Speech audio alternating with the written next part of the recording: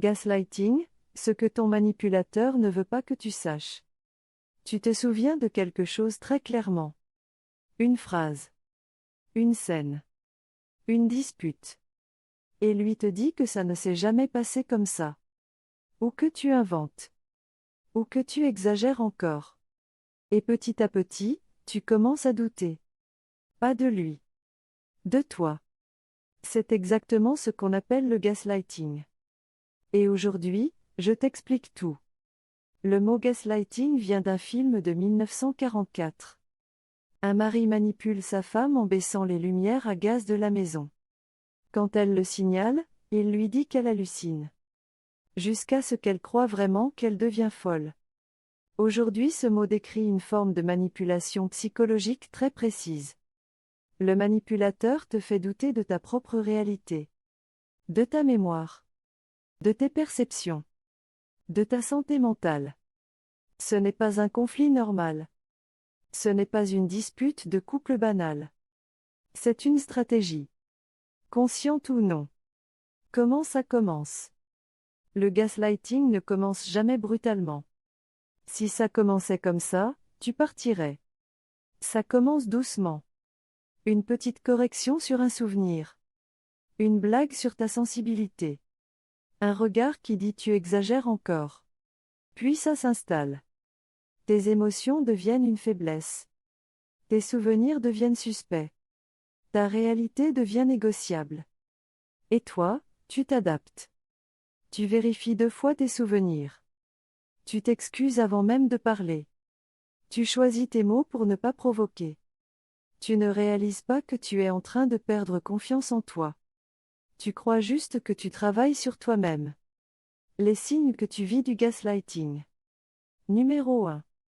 Tu doutes de ta mémoire en permanence. Tu te souviens d'une conversation. Il dit que ça ne s'est pas passé comme ça. Tu finis par croire que c'est toi qui confonds. Numéro 2. Tu t'excuses constamment. Pour tes émotions. Pour tes réactions. Pour ton ressenti. Comme si ressentir était une faute. Numéro 3. Tu doutes de tout. De tes décisions. De ton jugement. De ta perception des situations. Tu demandes constamment validation à l'extérieur parce que tu ne fais plus confiance à ce que tu vis intérieurement. Numéro 4. Tu te sens confus après chaque conversation. Tu entres dans une discussion avec une certitude. Tu en ressors en te demandant si tu avais tort depuis le début. Numéro 5. Tu minimises ta propre douleur. Ce n'est peut-être pas si grave. Il y a des gens qui ont des vrais problèmes. Je suis sûrement trop sensible. Ces pensées ne viennent pas de toi au départ. Elles viennent de ce qu'on t'a répété. Les phrases les plus utilisées par les gaslightés. Tu es trop sensible. Ce n'est pas ce que j'ai dit. Tu inventes des histoires. Tout le monde pense que tu exagères. Tu es folle si tu crois ça. Tu as toujours fait ça. Je plaisantais, tu ne comprends rien. Ces phrases ont un point commun.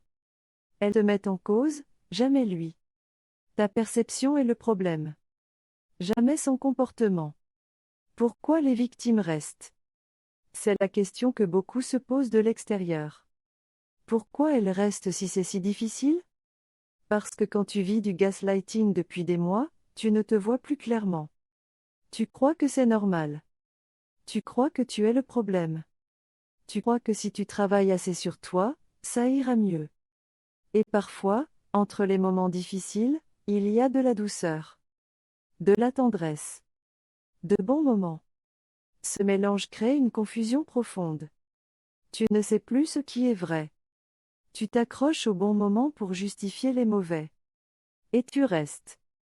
Les conséquences psychologiques. Le gaslighting laisse des traces qui durent longtemps. Même après avoir quitté la relation. Une anxiété chronique. Une difficulté à faire confiance à ton propre jugement. Une tendance à te justifier en permanence. Une peur d'exprimer tes besoins. Une estime de soi profondément abîmée. Ce n'est pas une fragilité. C'est le résultat logique d'une manipulation prolongée. Ce que tu peux faire maintenant. Numéro 1. Commence un journal. Note chaque incident, chaque phrase, chaque date. Ton carnet devient ta mémoire de secours. Il ne ment pas. Il ne se corrige pas. Numéro 2. Parle à quelqu'un de l'extérieur. Un ami. Un médecin. Un thérapeute. Pas pour te plaindre. Pour entendre une voix qui ne remet pas ta réalité en question. Numéro 3. Arrête de te justifier. Tu n'as pas à prouver que tu souffres. Tes émotions ne nécessitent pas de validation. Numéro 4. Cherche un accompagnement professionnel. Le gaslighting est une forme de violence psychologique. Un thérapeute peut t'aider à reconstruire confiance en toi, à comprendre ce que tu as vécu. Numéro 5. Pose tes limites, même petites. Pas tout en même temps. Une limite à la fois. Chaque non prononcé est une victoire. Ce que je veux que tu retiennes. Tu n'es pas folle. Tu n'as pas un problème de mémoire. Tu n'es pas trop sensible. Tu as vécu quelque chose de réel. Et tu as le droit de le nommer. Le gaslighting prospère dans le silence et le doute. La première étape pour en sortir, c'est exactement ce que tu viens de faire. Comprendre ce que c'est. Si cette vidéo t'a aidé, abonne-toi. Cette semaine est entièrement dédiée au gaslighting. Chaque jour, une nouvelle vidéo pour t'accompagner. Tu n'es pas seul. Et tu mérites une relation qui ne coûte pas ta santé mentale.